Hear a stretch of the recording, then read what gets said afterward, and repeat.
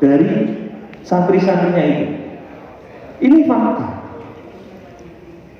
Nah, apakah kurikulum, nah ini tadi kurikulum regulasi musik, masukan kurikulum tentang wawasan kebangsaan. Sebulan sekali adakan, mungkin ngapunten, adakan aturan dari Kemenak memberikan keharusan untuk melaksanakan upacara bendera di pondok pesantren yang tidak ada formalnya.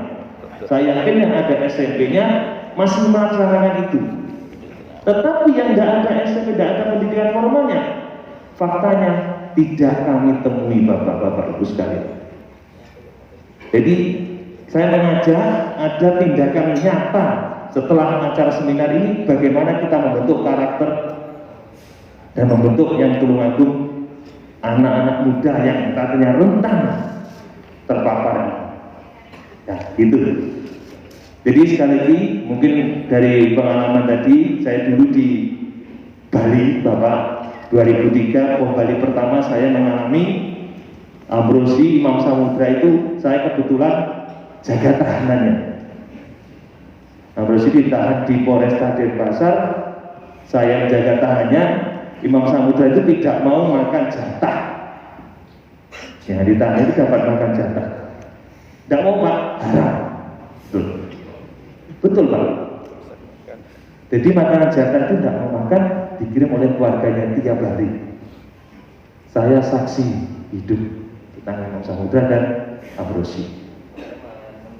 Nah, itu tadi mengkafirkan itu karena apa? Makanan jatah untuk tahanan itu diambilkan dari pajak rumah bordir, prostitusi, dan pajak minuman keras. Pemain. Saya bincang-bincang juga sama beliaunya itu. Itu pemahamannya. Dan dulu ada juga bahwa menghormat bendera merah putih Garuda Pancasila adalah termasuk kegiatan yang murtad. Itu fakta yang kami alami. Sekali lagi mungkin melihat sosok polisi sebagai tauhid, sebagai ancaman, nanti mau dijelaskan bagaimana doktrin-doktrin itu bisa masuk ke radikal. Jadi bencinya sama polisi itu luar biasa. Itu. Terima kasih. Mudah-mudahan kita tetap diberikan kesehatan dan keselamatan. Allahumma amin. Wassalamualaikum warahmatullahi wabarakatuh. Waalaikumsalam warahmatullahi wabarakatuh. Baik, selanjutnya dari yang sebelah sana. Monggo.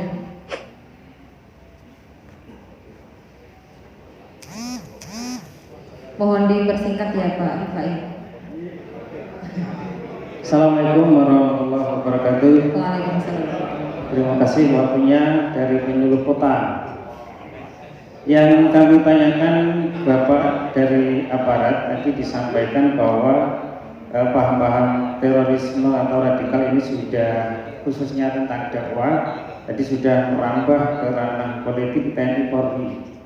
Ini yang kami tanyakan untuk ranah aparat Polri yang di bawah naungan panjenengan, ini apa tidak segera ditindak atau bagaimanalah upaya-upaya panjenengan, sehingga karena kami tahu, kami menganggap bahwa garda paling depan adalah TNI Polri.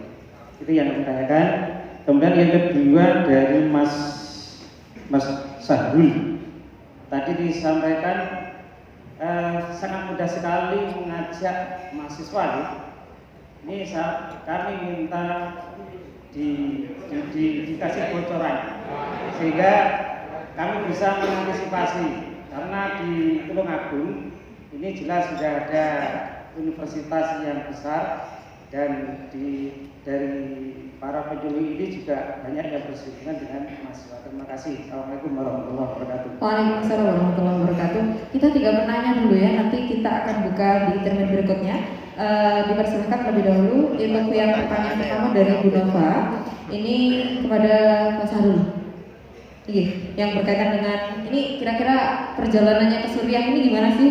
Langsung atau memang ada awalnya bagaimana gitu? Terus tadi ada pertanyaan lagi, gimana caranya merakit apa yang bisa menjadi alat-alat untuk pertahanan diri atau apa itu tadi ya. Terus yang selanjutnya gimana sih ceritanya bisa dapat hidayah tadi gitu. Monggo Mas Harun. Ya, langsung saja ya. Saya itu sebenarnya dulu ketika mahasiswa sudah aktif di banyak organisasi, termasuk saya ikut ke HMI. Walaupun saya sebenarnya dari kecil, bapak saya orang ketiga, orang Nadiyin sebenarnya, bentuknya lewat. Terus saya sempat dulu awal-awal pernah ikut ke tadi Pak dari Densus tadi, ujung teroris itu dari gerakan NII awalnya. Saya pernah juga terekrut ke NII sebentar, kemudian saya lepas karena sudah nggak bener lah, istilahnya sholatnya terus nggak bener. Kemudian saya aktif ke lembaga dakwah kampus, aktif ke HMI. Artinya saya sudah terbiasa dengan dunia aktivis. Kemudian saya kenal sama Ustadz Abu Bakar Basir di Majelis Mujahidin. Saya termasuk pengurus di Malang itu, pernah jadi hisbah, ketua hisbah di Malang, pernah jadi ketua pengkaderan di Malang, jadi ikut CAP juga. Jadi termasuk sekalian saya jawab yang bagaimana merekrut mahasiswa gampang. Jadi begini Pak, mahasiswa itu sebenarnya bukan mahasiswa ya. Kalau saya ngomong untuk ini buat bekal kita semua, banyak kadang anak muda itu, khususnya yang milenial, saya menjumpai di Makobrimob itu hampir yang usia antara 17 sampai 30 itu banyak sekali. Artinya era itu kan masuk milenial ya. Jadi orang yang pasca lulus SMA itu rentan sekali karena dia mulai berpikir mencari tahu sosok idealisme. Itu saya banyak sekali, bahkan saya tahun 2004, 2003 ketika saya mahasiswa itu pernah menginfakkan 500 juta dalam 1 bulan, itu gerakan Abu Toto, NII. Artinya yang saya amati di situ ada kedokteran Brawijaya, ada dari UM, dari beberapa, justru dari EXA. Artinya apa? Seorang terpapar terorisme itu tidak menjamin dia S1, S2. Bahkan pelaku bom Surabaya itu konon dia sarjana gelar S2. Artinya orang yang berpendidikan tinggi pun karena spesifikasi agama itu belum tentu dia memahami gitu ya. Expert misalkan saya di bidang hukum tapi agamanya mungkin kurang. Dia expert di bidang teknik atau jurusan kedokteran tapi agamanya dia kurang. Kebanyakan ketika kurang agamanya, backgroundnya bukan, saya tidak menjumpai teman-teman terorisme itu, maaf ini non sewu, dari kalangan Nahdien yang istilahnya Namusorohnya, Imritinya itu ya. Saya belajar Imriti, Namusoroh itu dulu di kampung ya, di kampung karena saya senang hal-hal yang baru, jadi saya mungkin sedikit, ini pengalaman aja, mungkin saya sekarang sama Allah, awakmu tak terbawa NU, tak mencari dari teroris, sekarang awakmu tugasmu mengamankan bangsa, mencegah terorisme ya. Mungkin Allah mentakdirkan seperti saya seperti itu. Jadi saya nggak masalah ya. Jadi itu, saya jujur kalau keilmuan dari NU itu luar biasa. Tidak bisa ditembus dengan terorisme karena sangatnya gurunya, kitabnya itu harus jelas. Sedangkan yang tidak background agamanya kurang itu rentan. Rentannya gimana? Misalkan, mas coba antara Pancasila sama Quran hadis itu lebih, ada jaminan nggak orang yang meyakini Pancasila itu yang terbaik sama Al-Quran sama hadis? Kalau backgroundnya agamanya yang kuat, yang pasti memang Al-Quran sama Sunnah itu sudah mulai masuk ya.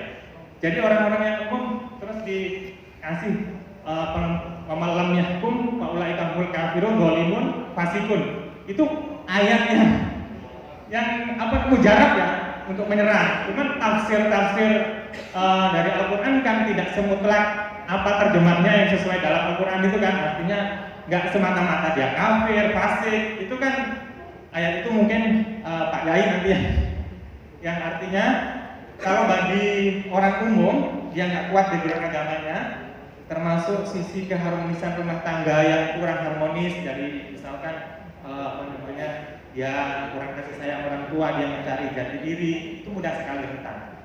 Jadi orang-orang yang nggak kuat agamanya, dia lebih mudah untuk disusupin. Termasuk saya dulu mudah sekali merekrut karena gampang. Oh mahasiswa apa sih cita-citamu? Gue pengen gaji, istilahnya seperti itu. Terus nggak asik mas, masih muda itu ya bagaimana misalkan saya memberikan contoh gini, kan tadi minta bocoran kan?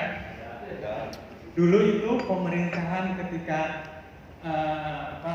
Umar bin Abdul Aziz itu orang untuk mencari fakir miskin untuk bersedekah itu susah sekali, saking makmurnya. Itu karena apa? Ya pakai pemerintahan yang kuat secara keagamaan. Sekarang di Indonesia kayak apa? Korupsi, mungkin nalar-nalar seperti itu ya, hukumnya KUHP itu warisan hukum Belanda. Terus macam-macam, lama-lama dia manggut-manggut karena apa? Backgroundnya lagi nggak kuat. Nah, terus saya mahasiswa, kita itu jadi keren lah istilahnya, kita sebagai pejuang-pejuang nanti inti dari dokter itu luar biasa kalau visi misinya nanti kita merekrut mujahid-mujahid yang baru istilahnya dengan era milenial. Nggak harus kalian tampakkan. Kalau saya merekrut seperti itu, kadang saya ajak ke restoran, makan halal. Memang saya di sisi lain saya juga dimusuhi sama orang yang katrok-katrok dalam menerapkan Sahrul itu arti gowo di masalah. Artinya masih ada benturan karena saya mungkin backgroundnya dari mahasiswa, terus saya baca keilmuan bagaimana cara merekrut orang jadi gampang lah, menurut saya gampang karena saya dulu salah satunya di Malang mudah sekali merekrut seperti itu Pak. Itu terus bagaimana saya mulai terpapar? Ya terpapar itu gini ya, saya sebenarnya kalau ngomong teroris saking dicekel Densus saya jadi teroris. Artinya tahu Pak Wahyu, sebelumnya saya bukan aku mau disebut teroris, pokoknya teroris itu betul-betul kayak mau izin ya, istilahnya gitu. Teroris itu paling pintar menurut. Saya dulu pas di dalam itu aku tidak diskusi, ayolah diskusi. Aku podo-podo pengen mati aku ke Surya. Kenapa kalian melahirkan orang PNS? Aku diskusi. Kan gini dia sebagai angkat pemerintah yang tidak mau pakai syariat Islam.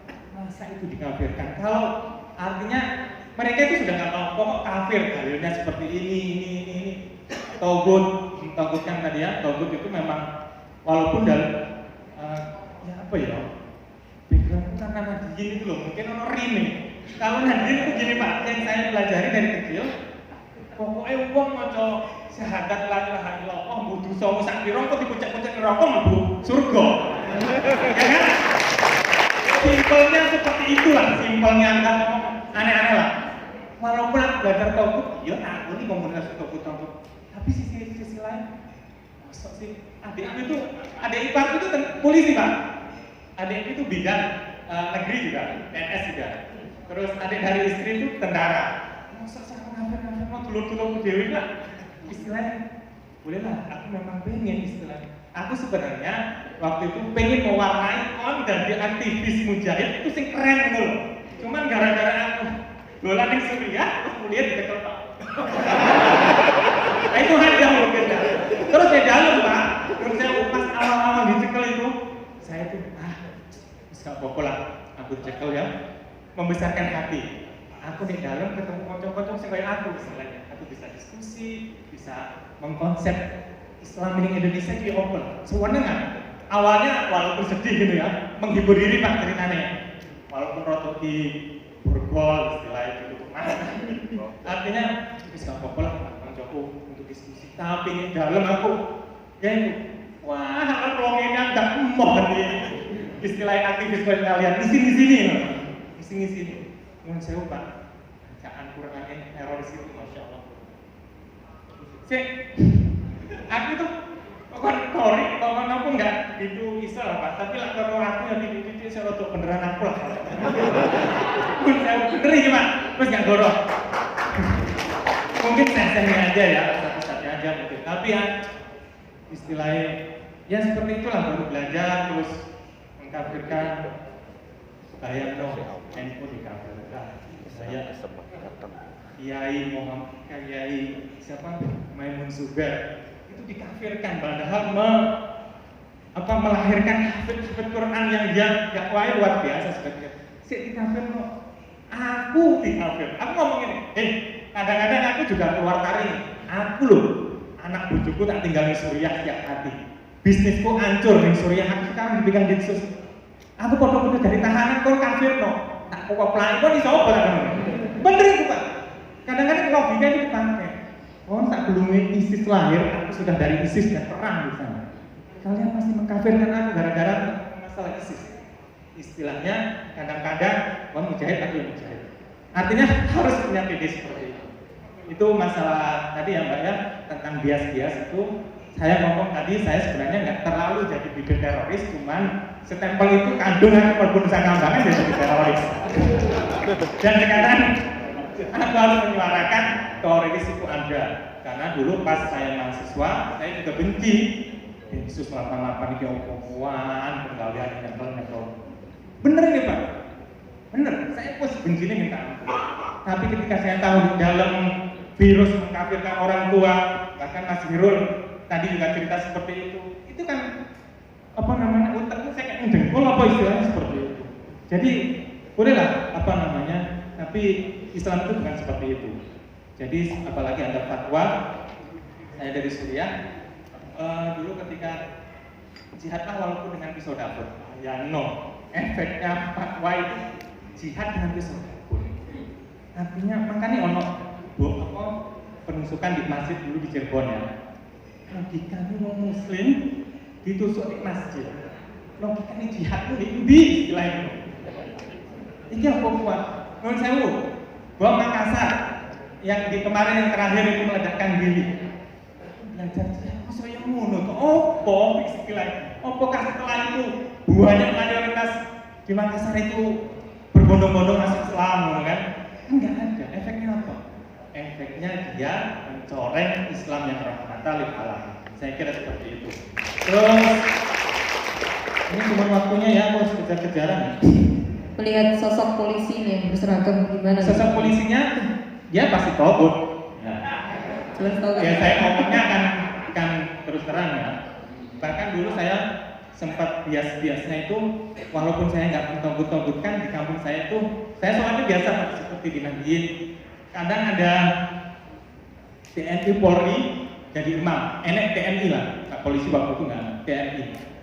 Saya itu antara bias ya, di sisi lain aku belajarin neng komunitas kayak gitu. Akhirnya saya ketika dia imam, aku balik kanan. Gayanya tuh batal, bukti. Seolah-olah nggak serak gitu ya.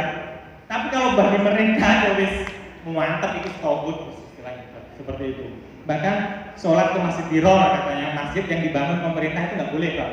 Ya nggak sah, Masjid Tiror namanya. Tadi itu disebut dananya dari pajak dari sini itu ya nggak boleh. Saya kira itu ya, berbagi sama Mas Herul, enggak Mas?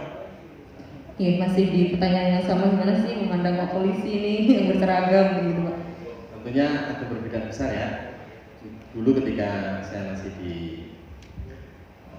ranah terorisme, saya selalu menganggap bahwa polisi, bahkan saya bilang ke anak saya waktu tahun 2009 itu ketika anak saya mulai kelas 1, kelas 2 SD waktu itu, saya bilang kalau ada polisi gitu itu musuh, kita harus lawan mereka.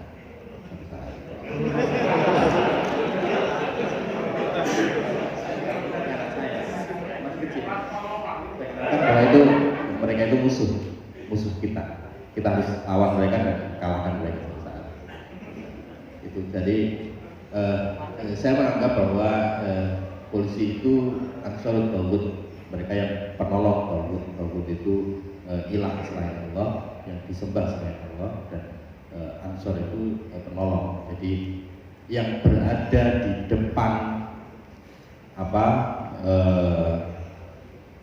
barisan paling depan, yang membawa senjata, yang menghadapi kita para mujahid yaitu polisi.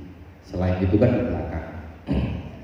Yang bersentuhan dengan kita, yang berhadapan dengan kita mujahid itu adalah polisi.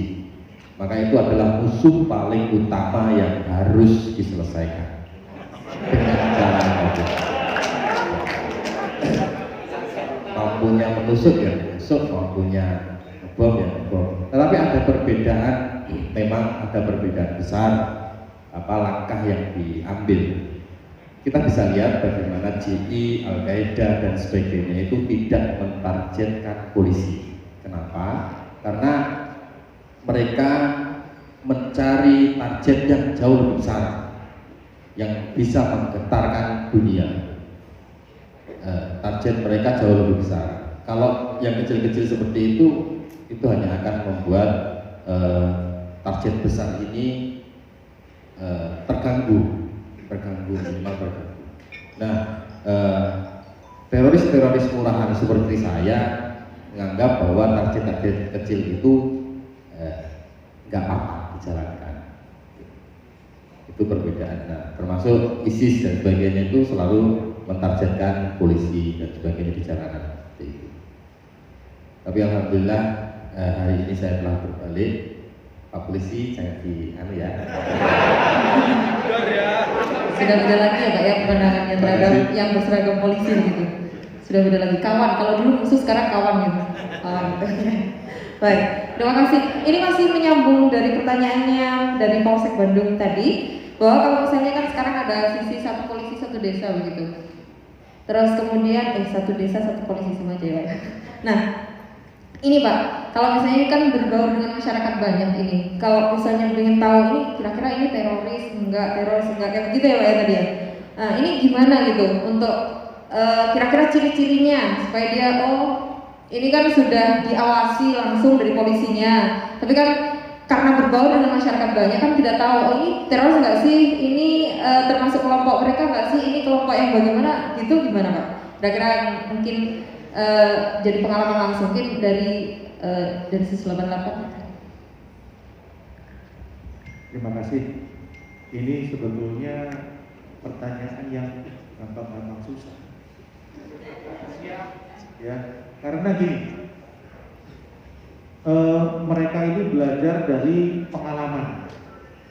Kok aku bisa ketangkep? Ya ini mungkin salah satunya. Diskusi mereka gitu loh. Oh iya, seperti saya ceritakan dulu, mereka menggunakan celana cingkrang. Sampai anggota Densus pada saat itu banyak juga menggunakan celana cingkrang, karena pemikiran mereka pada saat itu yang menggunakan celana jin adalah togut. Artinya anggota Densus ikut-ikut miara jenggot, celana cingkrang. Dulu awal dulu ya.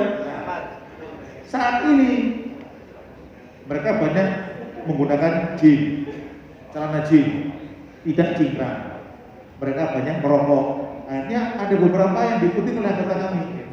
Pada saat mereka menggunakan celana jin, anggota kami kan muda-muda, celana jin. Merokok ya karena orang ya teman-teman aja, ya nggak terlalu jenuh. Tapi itu semua diikuti sama anggota saya. Cuma satu yang diikuti. Walaupun mereka selingkuh seperti ngamar tadi, anggota saya itu. Ya, gitu. Nah, di sini saya katakan lagi, periode dulu kami 2000 awal 2000 itu kami mendeteksi mereka itu akan lebih gampang. Celana cingkrang, kain, pakai jenggot putih itu. Kemungkinan besarnya mereka. Terus kalaupun sholat ambil gini. Kemungkinan besarnya mereka. Sekarang susah, saya katakan susah. Tapi mungkin salah satu indikator yang mungkin kita bisa gunakan adalah ada nggak ya ciri-ciri orang terpapar radikal? Coba di slide-nya, nanti biar di foto aja itu. Coba slide-nya tadi. Yang utama adalah intoleransi. Ya, intoleransi. Misalnya ini ada orang meninggal, ada acara mungkin 7 hari, 40 hari, katanya ini nggak pernah mau datang. Itu mungkin salah satu indikatornya. Ada ya? Oh, kalau sudah ada kasih tahu ya. Nah itu. Nah, saat ini seperti yang tadi saya sampaikan, rebutan orang untuk menjadi ketua takmir masjid, anggota takmir masjid, itu juga mungkin kita harus waspadai sebagai salah satu strategi daripada mereka. Ada ya, betul.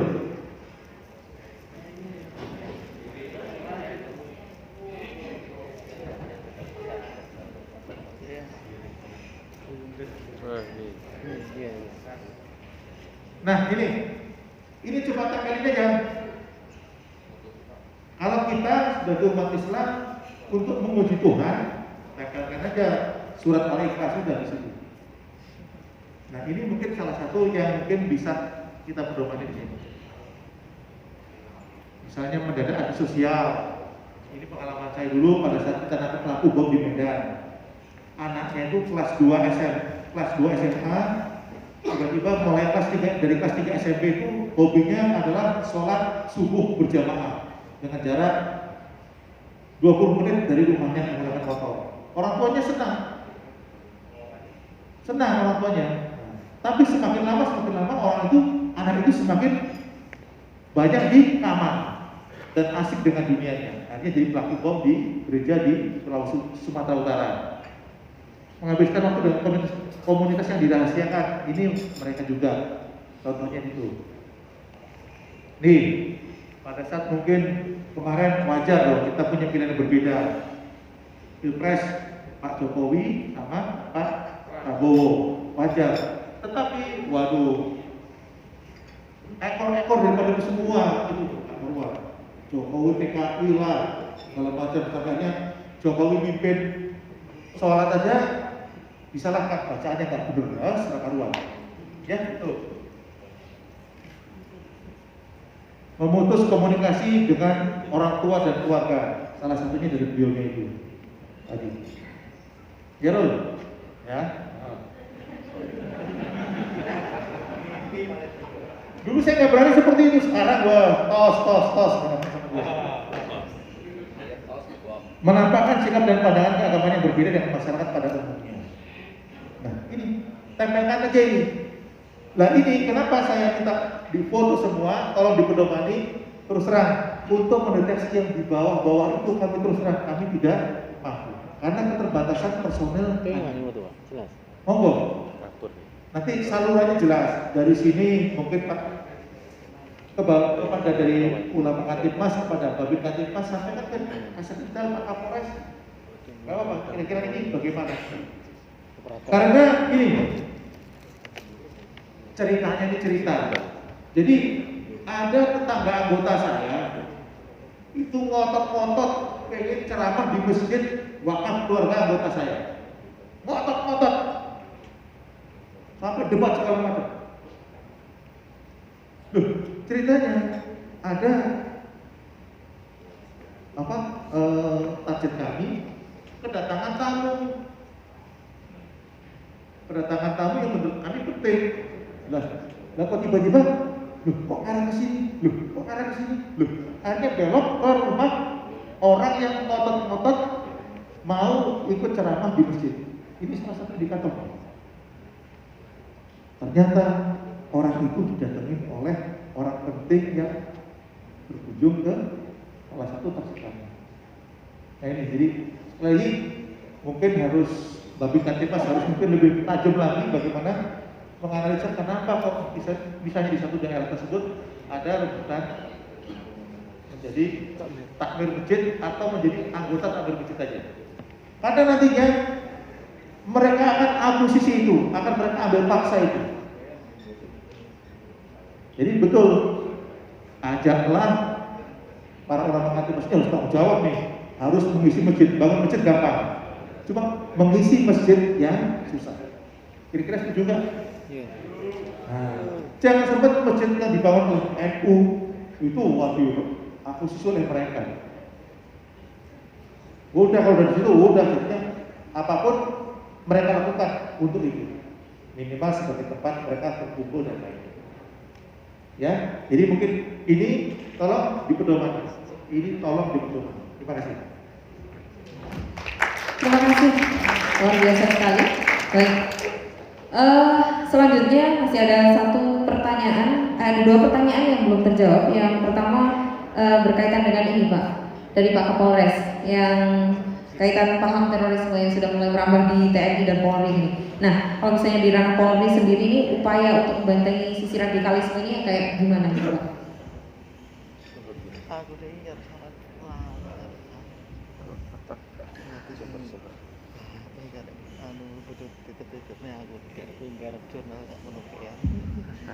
Baik, terima kasih. Bapak Ibu sekalian, jadi kalau kita melihat segala sesuatu atau kita melihat sosok seorang Polri, kita itu dipengaruhi oleh sudut pandang kita. Sudut pandang ini berdasarkan dari apa yang kita baca, yang kita lihat, yang kita alami dan apa yang kita rasakan. Bahkan di dunia yang modern sekarang ini, kita bahkan tidak bisa membedakan mana yang real, nyata kita alami dengan kadang-kadang apa yang ada di dunia maya dan apa itu yang ada di sinetron atau film. Kalau kita melihat sosok seorang polisi, karena mungkin kita sering nonton di sinetron atau di film, kita membandingkan dengan seorang James Bond, Mission Impossible yang segala sesuatunya bisa diselesaikan dalam waktu 2 jam. Nah, durasi kita 2 jam. Kalau 2 jam nggak selesai, berarti nggak ada nonton. Artinya, ketika bapak-bapak melihat sosok seorang polisi ini adalah sosok seorang yang super, yang nggak bisa terpapar radikalisme, bisa menyelesaikan semua permasalahan. Ternyata tidak. Polisi ini kalau siang ya makannya masih lodo, pagi ya masyarakat masih masyarakat sopir. Sama. Dan apakah kemudian polisi ini bisa terpapar radikalisme? Bisa. Dan bahkan sudah ada yang divonis. Kalau nggak salah, Sofi Ansori itu polisi. Nah, Sofian Ansori itu dulu polisi. Dan beberapa lagi ya, sudah divonis menjadi seorang guru. Artinya bahwa itu bisa masuk juga di kalangan TNI Polri. Lalu bagaimana upaya yang dilakukan? Yang pertama tentu proses hukum. Sama TNI, Polri, ketika terlibat di dalam masalah terorisme jelas dilakukan proses hukum. Bahkan di Polri karena kita tunduk terhadap hukum sipil, kita diproses sama dengan masyarakat Indonesia. Kemudian yang kedua adalah kita lakukan upaya-upaya pencegahan. Di antaranya adalah dalam setiap kenaikan angka, setiap kali melakukan mau sekolah dan sebagainya, kita dilakukan penelusuran mental kependudukan. Jadi diseleksi, ini alirannya kemana ya polisi. Kemudian yang terakhir sebagai upaya pencegahan, sekarang di polisi ini sudah ada kajian kitab kuning, Pak. Jadi bukan di pondok pesantren aja. Polisi itu setiap hari Kamis. Sekarang ada kaji kitab kuning. Jadi kajinya biar benar, biar nggak kaji yang salah-salah lagi gitu kan. Biarpun baca hurufnya itu separuh-separuh berarti itu yang penting isinya benar lah. Jadi kalau sudah bagus. Kemarin yang isi ya bagus. Saya terima kasih banyak dibantu dari teman-teman ulama yang membantu pelaksanaan ngaji kitab kuning. Pada insya Allah nanti di tingkat polsek dan yang dilaksanakan. Kemudian saya apresiasi Bapak Ibu sekalian, mungkin saking semangatnya kita membicarakan moderasi kehidupan beragama ini sampai lupa makan siang. Nggak apa-apa kalau memang nanti sampai 12 sampai sore ya. Tahu gitu tadi saya puasa kan tinggal 3 jam lagi. Terima kasih Bapak. Terima kasih Pak. Ini kelihatannya memang sudah mulai merupakan makan siang Pak, karena memang materinya hari ini keren sekali dan yang hadir pada kesempatan hari ini juga keren dan luar biasa. Ya, kita kasih applause dulu untuk mereka semuanya. Dari beberapa pertanyaan tadi ada satu pertanyaan yang belum terjawab berkaitan dengan regulasi kurikulum tentang pendidikan yang informal yang terutama pada pesantren begitu. Dan selanjutnya mohon kepada dari Kemenak untuk menjawab ini yang menarik diwakili oleh Pak Ketua Pok Janum. Mohon Pak.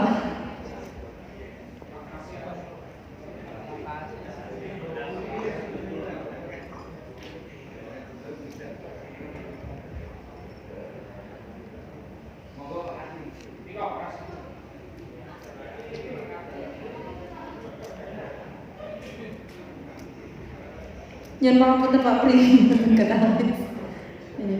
Terima kasih, langsung saja. Kalau kita menguraikan kurikulum ini sampai sore nggak cukup, karena di pondok pesantren itu kan banyak kurikulum.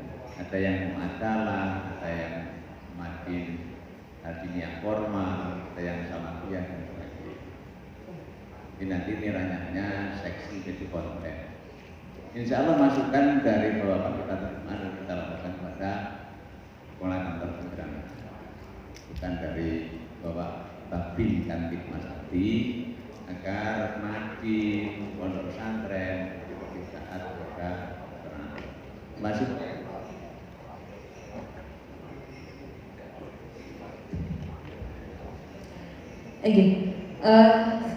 Sebelum dibuka untuk pertanyaan berikutnya ada tambahan dari monggo.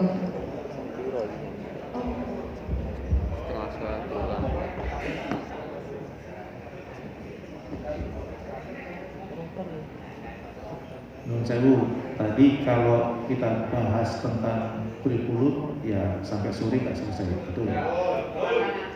Betul, karena kita yang nggak puasa sama-sama lapar kan. Tapi nun sewu Pak, begini, minimal untuk data-data penanggung jawab daripada pendirian mungkin pesantren tersebut, mungkin ini juga harus jelas. Yang utama di situ, karena terkadang itu dananya dari dana yang mungkin ilegal satu, dana yang mungkin datangnya dari kelompok mereka. Jadi berbagai jaringan yang kami pantau ini saat ini sedang aktif mendirikan rumah tahfidz. Nah, tolong mungkin ini dikoordinasikan dengan Bapak Kasat Intel, mungkin yayasan ini penanggung jawabnya siapa, nomor handphonenya siapa, KTP-nya ada enggak? Karena kebanyakan mereka tidak punya KTP, tidak mau menunjukkan KTP, dan ini juga mungkin harus ada sanksi yang jelas. Karena salah satu indikasi mereka masuk dalam kelompok radikal adalah mereka tidak mau menggunakan eKTP. Yang pertama, karena itu urusannya togut. Yang kedua, mengganggu kegiatan mereka jadi terkenal gitu. Nah, ini salah satu indikasinya. Jadi harapan kami ada pendataan yang jelas, mungkin yayasan-yayasan yang mungkin barusan berdiri segala macam ini, siapa penanggung jawabnya, namanya siapa, dananya dari mana, alamatnya dari mana dan lainnya. Sehingga dengan demikian mungkin dari situ bisa ada benang merah dengan mungkin kelompok besarnya. Ada benang merah dengan kelompok lainnya.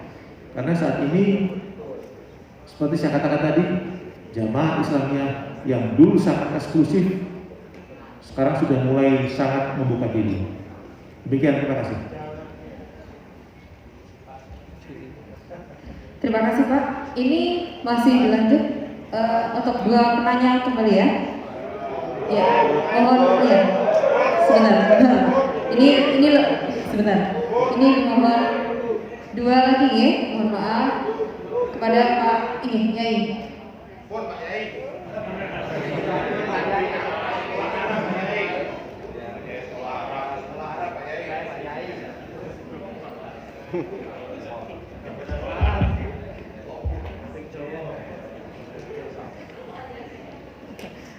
Bismillahirrahmanirrahim. Assalamualaikum warahmatullahi wabarakatuh. Terima kasih Al-Ittifaq wal Ittisal. Sesuai dengan tema kita, pengaruh utamaan moderasi beragama wawasan kebangsaan. Tentu kita memang tidak bisa dipisahkan dari membahas tentang radikalisme dan terorisme. Tadi saya menyimak dari awal narasumber dari mantan napiter ini dua-duanya basicnya warga Nahdliyin. Dari warga Nahdliyin, kemudian terkena virus radikalisme terorisme, kemudian terpapar, kemudian sampai parah, tertangkap, baru kemudian sadar dan tobat dan kembali ke jalan yang benar. Saya ingin mendapatkan masukan dari kesimpulan pengalaman yang Anda alami. Kalau terkait dengan penanganan kuratifnya, saya yakin dari Pak polisi petugas yang mempunyai kewenangan. Tetapi penyuluh ini kan bidang yang preventifnya.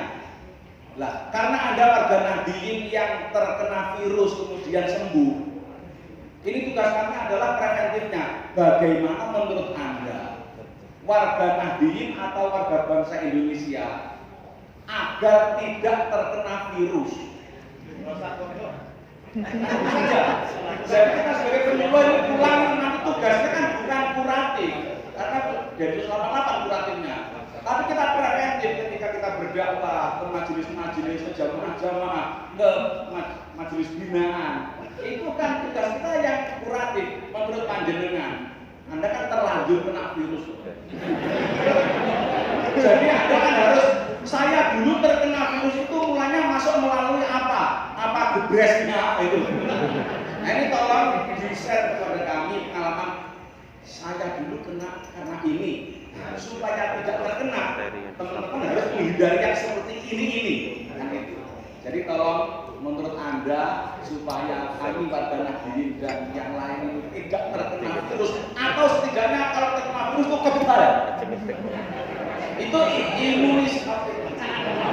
vaksinnya.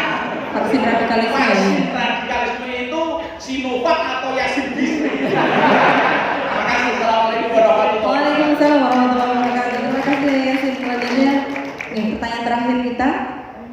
Terima kasih waktu yang diberikan. Saya mau bertanya kepada dari Densus 88. Mohon maaf.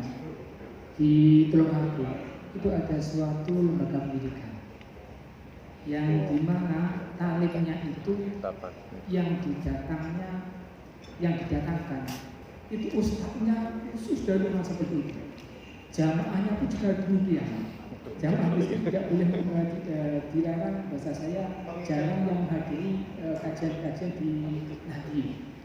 Kemudian dia materinya tentang sejarah. Kemudian ada juga kami membangun masjid itu butuh dana kita, bahkan arah kita pun suruh berubah. Sisi lain juga dia mendengar ulang di sana. Pak, kenapa saya mendirikan pondok ini kok tidak?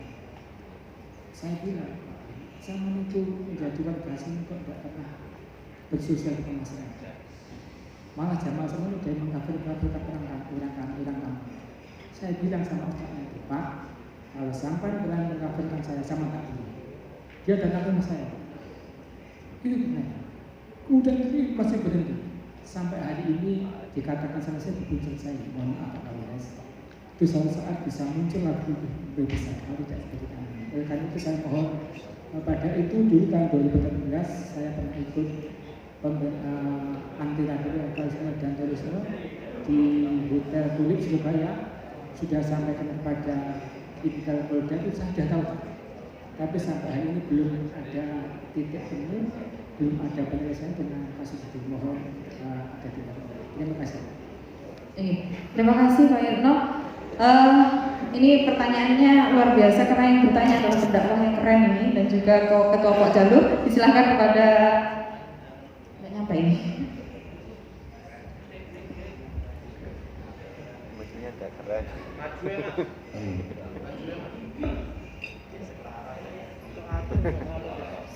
Ya,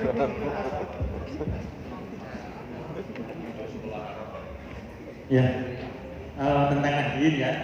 Yang disalahkan bukan Nahdien ya Pak. Pertama ya. Jadi saya itu CLBK sama Nahdien. Jadi dulu itu sempat saya memang agak bias Pak ya. Saya tadi sebut background saya memang yang salah itu orangnya. Ya, jadi mau diakui jujur apa enggak? Ibarat orang berjalan nih ya. Terus kandani coro Jawane.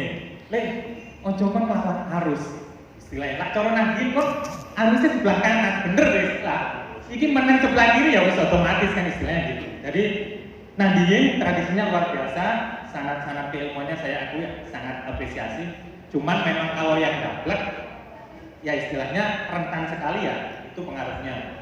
Terus ada yang sangat keren, saya sering lihat YouTube-nya Gus, siapa namanya yang lagi keren sekarang? Gus Baha. Nah, metodologi Gus Baha ini, saya cerita sedikit ini. Jadi beliau, nanti saya bisa disalahkan nggak apa-apa karena bukan intinya. Beliau itu cara menyampaikan ke kalangan istilahnya orang yang haus mencari jati diri. Beliau itu menyampaikan Quran, hadis, pendapat ulama, baru kitab-kitab. Kerennya di situ. Jadi kebanyakan orang yang haus, para intelek yang istilahnya mahasiswa itu pengennya kan dia pengen dalilnya apa, Qurannya apa, hadisnya gimana. Gus Baha bisa menjawab seperti itu. Baru ini loh pendapat. Ini Qurannya tafsirnya seperti ini, hadisnya seperti ini. Kemudian para ulama cara mengambil dari kesimpulan ayat Al-Quran, tafsirnya sama hadisnya, lahirnya kitab ini.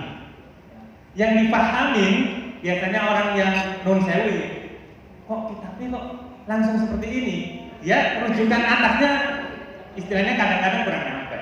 Ya, mungkin ini juga salah satu nanti bener nggak yang monggo dengan yang menilai. Tapi saya lihat Gus seperti itu keren. Artinya karena beliau memang hafid Quran sama hafal hadisnya itu sangat luar biasa. Saya kira seperti itu dan Nahdien tidak ada masalah dan bangsa besar ini juga semua hampir di Indonesia pernah Nahdien juga sangat luar biasa. Saya kira seperti itu dan sebelum saya dikasih saya mengucapkan banyak terima kasih kepada khususnya kepada Densus 88 yang selama ini ketika saya jadi aktivis mahasiswa anak musuh ternyata andai kata nggak ada Densus 88 jadi apa negara kita? Saya apresiasi bahkan sekarang pasca bebas saya sebagai ketua yayasan mantan militer yang didampingin sama Densus saya mengucapkan banyak terima kasih. Benar-benar negara ini sebenarnya hadir untuk bagaimana radikalisme itu biar hilang. Kami diopeni Bapak Ibu sama Densus 88 termasuk di situ yang baju lorek-lorek ada Bu Sofi pendamping kita di Densus 88 mensupport dari ujung Banyuwangi sampai ke Madiun itu ada istilahnya binaannya seperti itu dan saya mengucapkan banyak terima kasih karena Pak jadi mantan napiter itu saya itu penangkapannya masuk media TV pulang itu cuantung ya Pak istilahnya harus menanggung seberat seperti itu kalau nggak dirangkul dia potensinya akan kembali ke komunitasnya karena komunitasnya balik ditenteni itu kira-kira Sahrul ini sih nanti kayak orang mana sih ditunggu tapi kan saya sudah bekal yang di dalam wis digodok ilmunya ya wis sudah siap lah teman-teman saya juga banyak yang terpapar ada 2 kali 3 kali masuk bukan jerak artinya peran masyarakat termasuk ada dalam satu kampung satu polisi tanggung jawab terorisme itu bukan hanya kepada polisi, bukan kepada kayak saya mantan-mantan, tapi kepada kita sebagai bangsa yang besar, kaum muslimin, karena virus ini juga tidak mengganggu. Mungkin seperti itu. Saya akhiri dari saya. Assalamualaikum warahmatullahi wabarakatuh.